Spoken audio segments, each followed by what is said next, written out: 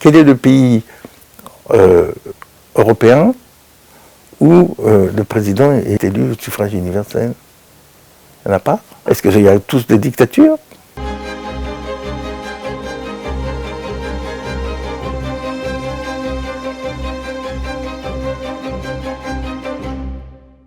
Bonjour et bienvenue dans 60 ans, 60 regards, une émission spéciale consacrée au 60e anniversaire des relations franco-chinoises. Aujourd'hui, j'ai le grand plaisir de recevoir ici Richard Abitbol, ancien conseiller à Matignon. Il connaît la Chine depuis une bonne quarantaine d'années. Richard Abitbol, bonjour. Bonjour. Merci de vous être rendu disponible pour répondre à nos questions. Merci de votre invitation pour un pays que je porte haut dans mon cœur, qui est la Chine. C'est pour ça que nous avons tenu à vous interviewer pour célébrer le 60e anniversaire des relations franco-chinoises. Alors tout d'abord, vous connaissez la Chine depuis une bonne quarantaine d'années. Aujourd'hui, compte tenu de l'actualité politique française qui fait couler beaucoup d'encre, nous allons d'abord essayer de comparer les systèmes politiques français et chinois. Et par la suite, nous allons parler de vos relations avec la Chine. Tout d'abord, en France, c'est le président qui nomme le Premier ministre. En Chine aussi, c'est la même chose, mais la similitude s'arrête là. Parce qu'en Chine, la nomination par le président doit être votée par l'Assemblée nationale populaire. Alors qu'en France, si j'ai bien compris, je parle sous votre contrôle, la nomination n'est pas suivie par un vote à l'Assemblée. Est-ce que vous pouvez nous expliquer pourquoi? D'abord, c'est pas tout à fait exact, c'est-à-dire que le président nomme le Premier ministre, mais nous sommes dans un régime parlementaire. Un régime parlementaire, c'est un régime où l'Assemblée nationale peut renverser l'exécutif. C'est la définition d'un régime parlementaire. Donc l'Assemblée nationale peut valider ou invalider la constitution d'un gouvernement. Donc effectivement, le président nomme le Premier ministre. Traditionnellement, il va le nommer dans le parti le plus important. Mais ensuite, il faut que ce gouvernement reçoit la confiance du gouvernement, c'est-à-dire qu'après sa déclaration de politique générale, le Premier ministre demande la confiance de la Chambre, ce qui a été fait en France depuis la création de la Ve République, sauf 7 fois, et souvent d'ailleurs depuis les temps récents. C'est-à-dire qu'il n'y a que 7 fois dans l'histoire de la Ve République où le gouvernement n'a pas demandé la confiance du gouvernement. Lorsqu'il ne demande pas la confiance du gouvernement, l'Assemblée peut déposer une motion de censure quand elle n'accepte pas ce gouvernement, et donc, si la motion de censure obtient les voix nécessaires, c'est-à-dire en France 289, à ce moment-là, le gouvernement ne peut pas être nommé, et donc le président doit choisir quelqu'un d'autre. Donc, effectivement, sur l'apparence, c'est un petit peu différent, mais dans la réalité des choses, c'est pas si différent. C'est-à-dire? C'est-à-dire que le président ne peut pas nommer qui il veut. Il ne peut nommer que quelqu'un qui a l'acceptation de l'Assemblée nationale. Sinon, le gouvernement ne tient pas 24 heures. Ça ressemble un peu à la situation d'aujourd'hui. Tout à fait. En fait, on sait que Michel Barnier, il a été choisi comme Premier ministre. Eh bien, le problème, c'est qu'en ce moment, il risque quand même la censure par le nouveau Front populaire, n'est-ce pas? Oui, sauf que le nouveau Front populaire ne représente que 193 députés et que pour que la motion de censure passe, il en faut 289. Et le fait même que le Rassemblement national a dit qu'il ne voterait pas la motion de censure fait que ce gouvernement ne risque pas de tomber, en tout cas au début. Et c'est pour ça que certains voulaient que le président nomme, comme la tradition le veut, une personne du parti le plus important, enfin du groupe le plus important, donc Madame Castex. Mais le président n'a pas voulu le faire. Et certains critiquent cette position, et ils ont raison et tort à la fois. Ils ont raison et tort à la fois parce que la tradition veut effectivement qu'on nomme un Premier ministre parmi le groupe le plus important, sauf que Sauf que là, nous sommes dans une période de vacances parlementaires. C'est-à-dire que l'Assemblée nationale sera constituée, sera présente, ouvrira sa session que le 1er octobre. Donc, s'il avait nommé Madame Castet le mois de juillet, fin juillet, elle n'aurait pas pu être renversée avant le 1er octobre. Puisque la motion de censure ne pouvait pas passer avant le 1er octobre. Et pendant ces 2 mois, elle aurait pu prendre des décrets extrêmement dommageables pour point de vue de la majorité présidentielle, et donc ça aurait fait des dégâts. Donc il ne voulait pas la nommer, en fait ce qui n'a pas été dit, pour qu'elle ne prenne pas des décrets qui seraient difficiles ensuite d'annuler, et surtout, pendant ces quelques mois, ça aurait pu faire des dégâts.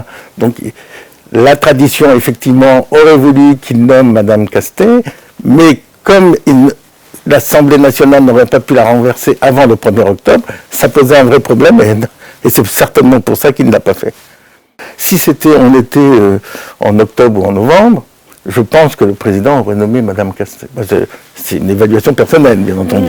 Je pense qu'il aurait nommé Madame Castet parce qu'elle serait tombée 24 heures ou 48 heures après. Tandis que le fait que ce soit en été, ça lui donnait 2 mois de gouvernance qui aurait pu être extrêmement dommageable. C'est la raison pour laquelle il n'a pas fait. Donc le problème, c'est que personne ne dit la vérité dans cette histoire, ni le Front populaire qui sait pertinemment qu'il n'avait pas de majorité, ni le président de la République qui ne veut pas dire la raison réelle pour laquelle il n'a pas nommé. Voilà, c'est ça le problème. Mais selon Dominique de Villepin, ça aurait été plus simple que le président Macron accepte Lucie Castet comme Premier ministre en respectant les résultats des urnes, en fait. Mais M. de Villepin agit par haine. Vous savez, quand on écoute M. de Villepin, il a de la haine de tout ce qui bouge en ce moment. Donc, en fait, le président aurait fait le contraire.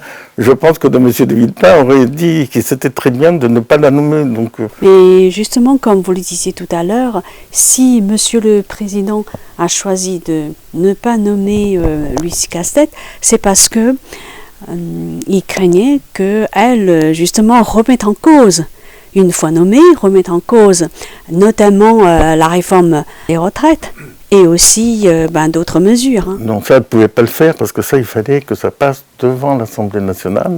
Et ça, elle ne pouvait pas le faire. De toute façon, la réforme de la retraite, elle peut tomber très facilement puisque le Front populaire est pour l'annuler et que le RN est pour l'annuler. Et qu'à eux deux, ils font 346 voix.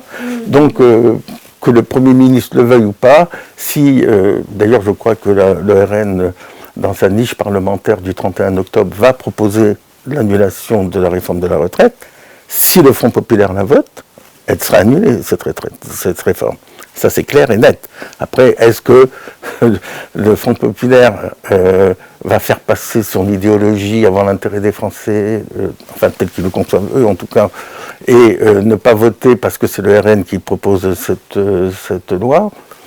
On verra, mais techniquement, ils ont tout à fait le moyen d'annuler la réforme des retraites.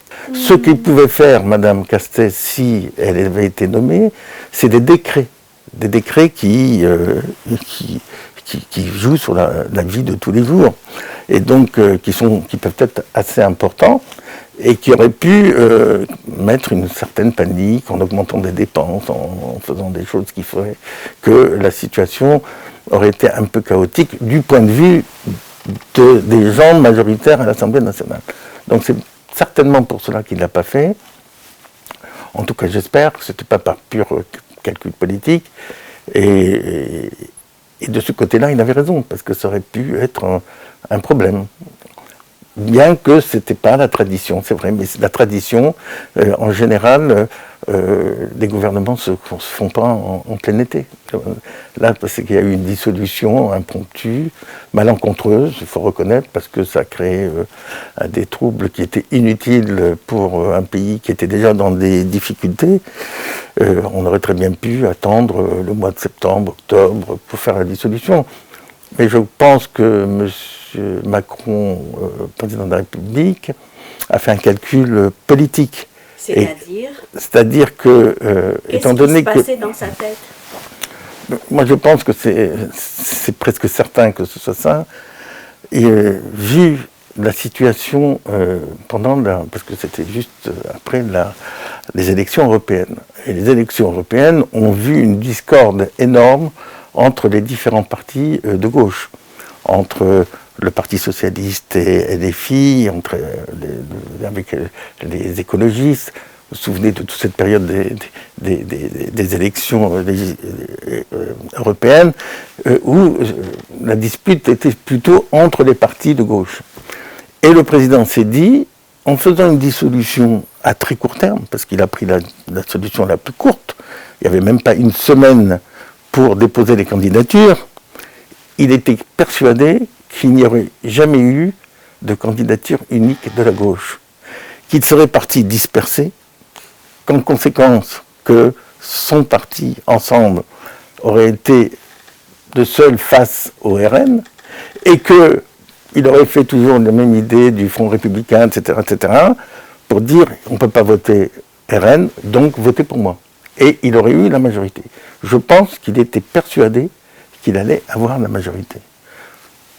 C'est mal connaître la gauche qui, face au danger, s'unit très rapidement et en 3 jours, ils ont déposé des candidatures uniques. Et on connaît la suite.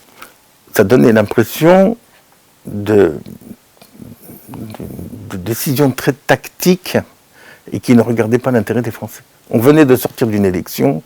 En général, on ne retourne pas directement dans une élection, sauf si on est obligé, ce qui n'était pas le cas. Donc, je pense que c'était une tactique qui se retournait contre lui, en fait. La crise d'aujourd'hui est liée à 2 choses. Le problème, c'est qu'effectivement, il y a 3 blocs à peu près identiques qui font qu'il y a 2 majorités impossibles, que le président ne peut pas dissoudre une 2e fois la Chambre, puisqu'il faut qu'il attende 1 an, et donc on est obligé de subir cette séquence pendant 1 an. Mais en fait, on n'est pas obligé de la subir. Parce que si... Pendant 1 an, Michel Barnier, il restera à son poste. Non, mais on n'est pas obligé de subir cette situation. Ça dépend de la volonté politique. La majorité des élus considèrent que la situation actuelle est très difficile. Donc il faut pouvoir retourner assez vite devant les électeurs.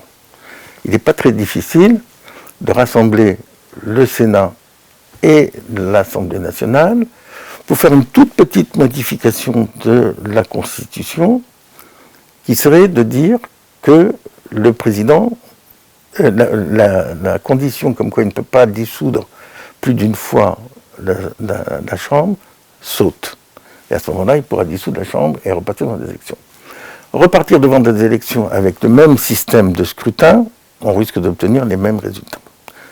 Donc la seule solution pour avoir une stabilité réelle, contrairement à ce que beaucoup de gens pensent, c'est la proportionnelle intégrale avec prime majoritaire. C'est-à-dire que c'est un scrutin de liste, chaque coalition présente une liste.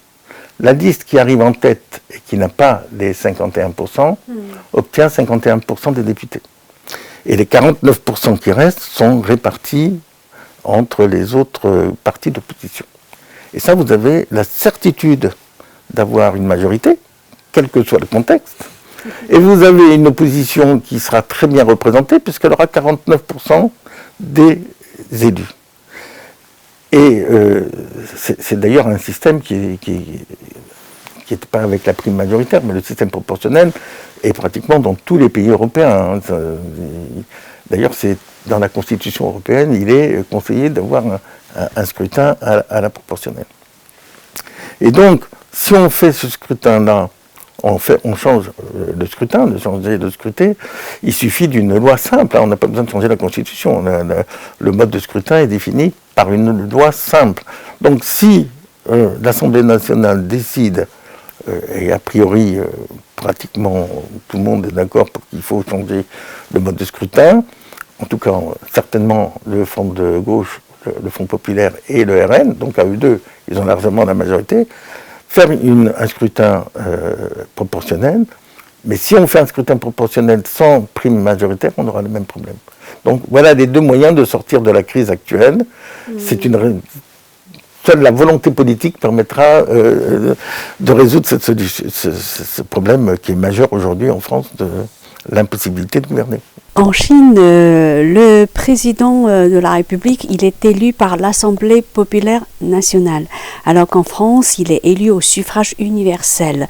Ce qui fait dire à beaucoup de Français que le régime d'élection présidentielle français est un régime réellement démocratique et qualifie au passage le système d'élection présidentielle chinois de dictature. Alors, quelle est votre analyse ?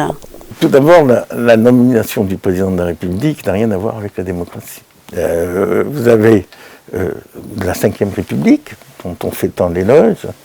Au départ, le président n'était pas élu au suffrage universel, mais par un collège d'élus qui représentait le Parlement élargi.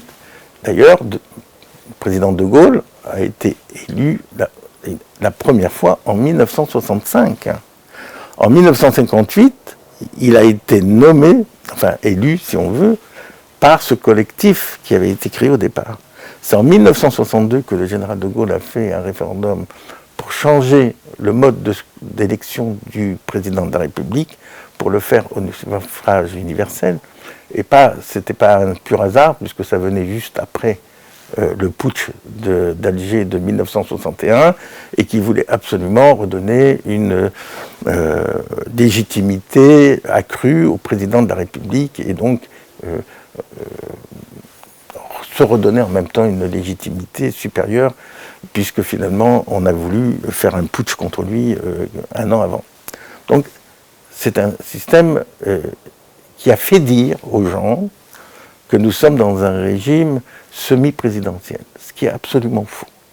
Nous sommes dans un régime parlementaire. Le président est élu au suffrage universel, ce qui lui donne une légitimité importante, puisque c'est le seul personnage de l'État qui est élu au suffrage universel. Mais ça ne change rien au régime, qui était parlementaire à l'origine, c'est-à-dire en 1958, et qu'il est resté après. La preuve de cette situation présente montre à quel point on est dans un régime parlementaire. Si on est dans un régime présidentiel ou semi-présidentiel, comme aux États-Unis par exemple, le Sénat et la Chambre ne peuvent pas renverser l'exécutif aux États-Unis. Ce sont des pouvoirs totalement séparés. Alors qu'en France, les pouvoirs sont beaucoup moins séparés qu'on l'imagine, parce qu'en fait, l'exécutif peut être renversé par le législatif, par la Chambre, et le judiciaire est aussi plus ou moins contrôlé par le législatif. Ce qui fait qu'en fait, on a des pouvoirs, je dirais, séparés, mais pas totalement indépendants. Nous sommes dans un régime parlementaire, l'exécutif, si jamais l'Assemblée n'est pas contente, elle le fait tomber. C'est clair. Donc c'est pas un régime présidentiel. Et c'est pas un régime où l'exécutif a un pouvoir totalement indépendant du législatif. Alors quand, vous voyez, c'est pas si loin du système chinois. Parce que finalement, et quand on critique ce système sous prétexte qu'il n'est plus démocratique, quel est le pays européen où le président est élu au suffrage universel? Il n'y en a pas? Est-ce qu'il y a tous des dictatures? Bien sûr que non. Donc ce faux semblant de l'élection au suffrage universel trompe l'œil de l'électeur en le faisant croire que c'est un poids légèrement supérieur aux autres. Non. Si le président, d'ailleurs on l'a vu avec les cohabitations, quand il y a eu les cohabitations, quel était le pouvoir du président de la République? Vous savez, dans notre Constitution, le président de la République n'a que deux pouvoirs. Le pouvoir de dissoudre la Chambre une fois par an et l'article 16. Voilà. Sinon, il n'y a aucun autre pouvoir. Tout dépend du Premier ministre. C'est l'article 20 de la Constitution, le gouvernement gouverne. Donc une fois qu'il a nommé son Premier ministre et que ce Premier ministre a une majorité, le président n'a plus beaucoup de pouvoir. Tant que le Premier ministre a sa majorité. même dans la politique étrangère. Pourtant, tout ce qui est régalien, c'est quand même du domaine du président de la République. Où est-ce que c'est marqué quelque part dans la Constitution? Dans la Constitution, tout le pouvoir est entre les mains du gouvernement. Donc en gros, un président français, il a moins de pouvoir qu'un président américain, je simplifie. Ah ben, ça n'a aucun rapport. Aucun rapport. Le président américain, d'ailleurs c'est tout le temps, presque tout le temps le cas, il a une chambre des sénateurs qui est contre lui, une chambre des représentants qui est contre lui, il continue à gouverner, non? Il n'a pas besoin de l'adoubement de ces deux assemblées. Est-ce que quand les démocrates ont pris la majorité dans les deux chambres, est-ce qu'ils ont renversé Trump? Non. Ils ont la possibilité de faire un impeachment, comme en France d'ailleurs, mais le pouvoir normal et le pouvoir tel qu'il est défini dans la Constitution ne permet pas aux États-Unis de renverser l'exécutif, et c'est ce qui fait la différence entre un régime présidentiel et un régime parlementaire. En France, comme dans tous les pays à régime parlementaire, l'Assemblée nationale peut renverser l'exécutif, donc c'est un régime parlementaire, par définition. Vous connaissez la Chine depuis une bonne quarantaine d'années. Hein. Entre votre premier voyage en Chine qui remonte à quelle année alors? Mon premier voyage en Chine remonte à 1978. Et donc, à l'époque, la Chine venait tout juste de s'ouvrir à l'étranger, je crois, de mémoire. Et donc, entre ce premier voyage et maintenant, quels sont les changements que vous avez pu constater alors? Vous y allez souvent dans ce pays? Quand je suis arrivé, moi, donc c'était cette époque, les gens étaient tous habillés pareil, avec des cols marauds, il n'y avait pratiquement pas de voitures dans les rues, c'était tous des vélos. La situation était quand même un peu comme des pays sous-développés que l'on connaissait. Aujourd'hui,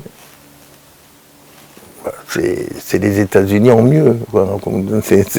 C'est fabuleux, parce que les États-Unis ont aujourd'hui, comme justement ils sont développés depuis assez longtemps, des infrastructures vieillissantes, forcément, comme nous, comme en Europe. On a des infrastructures qui datent de 100 ans, de 150 ans, etc. La Chine a l'avantage d'avoir des infrastructures qui sont toutes récentes. Quand je vois les infrastructures qu'il y a aujourd'hui en Chine, c'est fabuleux, quoi. Les autoroutes, les trains, vous prenez un TGV qui est nettement supérieur au nôtre. Je crois qu'il y a 38 000 km de TGV en Chine, quelque chose comme ça. Ce qui est assez fabuleux. Donc, mais tout a changé. L'état d'esprit. Vous savez, quand je suis arrivé la première fois, les gens étaient tristes un peu. Et aujourd'hui, j'ai jamais vu de gens tristes. Voilà. Mon dernier voyage date de quelques mois, hein, donc du mois de décembre. Vous savez, c'est un peu comme la belle période qu'on a connue, nous, en France, dans les années 60. Oui. Les gens, glorieuses. Comment ? Vous parliez des 30 glorieuses. Des 30 glorieuses, vous voyez les gens, aujourd'hui en Chine, qui vont dans les clubs, ils se promènent, et il y a des allées entières, un peu comme on avait nous à Saint-Germain-des-Prés, etc. Donc, honnêtement, aujourd'hui, je pense que la vie des Chinois n'a rien à envier à quiconque. Maintenant, point de vue politique, je ne sais pas, je ne rentre pas dans ce domaine-là, mais je pense qu'un Chinois qui s'intéresse peu à la politique, comme d'ailleurs la plupart des gens un peu partout, hein, qui s'intéressent peu à la politique, a une vie très, très agréable, quoi, parce que on sent que la volonté de travailler, de faire progresser, parce que vous savez, quelque chose qu'on a perdu un peu en Europe, c'est la volonté de se sacrifier pour ses enfants et ses petits-enfants. Et vous voyez des Chinois, vous êtes sûr que ce qu'ils veulent avant tout, c'est que leurs enfants et leurs petits-enfants vivent mieux qu'eux. Et pas qu'eux profitent au maximum au détriment de leurs enfants et de leurs petits-enfants. Et je crois que c'est ça la grande différence aujourd'hui entre la Chine et les pays occidentaux, où l'égocentrisme individuel fait que les gens ne pensent plus qu'à eux-mêmes, ils ne pensent plus beaucoup à leurs descendants, ils font des dettes sur le dos de leurs descendants, etc. Et ça, je pense que c'est la grande différence. Vous avez une volonté des Chinois vraiment très profonde que leurs enfants, leurs petits-enfants vivent mieux qu'eux. Merci beaucoup, monsieur, d'avoir répondu à nos questions. À bientôt, alors.